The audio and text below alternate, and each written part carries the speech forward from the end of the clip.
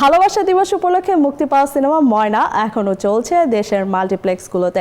দর্শকদের সরাসরি প্রতিক্রিয়া জানতে সিনেমার সংশ্লিষ্টরাও ঘুরছেন বিভিন্ন হলে। পুরো সিনেমাটা প্রথম থেকে শেষ পর্যন্ত আমি খুব মুগ্ধ হয়ে দেখেছি। আমাদের সিনেমার ভবিষ্যৎ আরো ভালো হবে।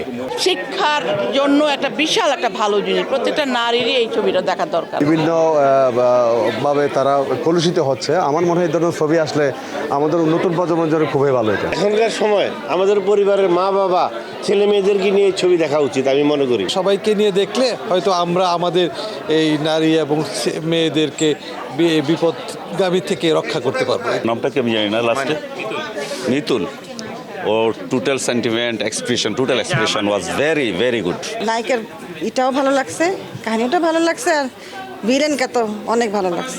খুবই ম্যাচুরিটি ছিল, মানে বোর হই নাই ওর অ্যাক্টিংগুলো যখন আসছে কিংবা ওর সিকোয়েন্সগুলো যখন আসছে। আমি আমার স্বপ্ন পূরণ করতে পেরেছি এবং ফাইনালি নিজেকে বড় পর্দায় দেখলাম। এখন আমি সব কাজে সিরিয়াস হব, কারণ ওয়েব সিরিজ আমার করা হয়নি, আমি করব, কারণ আমি চেয়েছিলাম আমাকে বড় পর্দায় দেখা যাবে। সব নেগেটিভ রিভিউ, এটা অনেকে হয়তো অবাক হয়ে যাবে। নেগেটিভ রিভিউ মানে আমার ক্যারেক্টারটা একটু গ্রে শেডস ছিল, একটু প্লে বয় ছিল, তো প্লে বয়কে প্রচুর বকা দিয়েছে কেন ময়নার জীবনে এত বড় ক্ষতি করলো।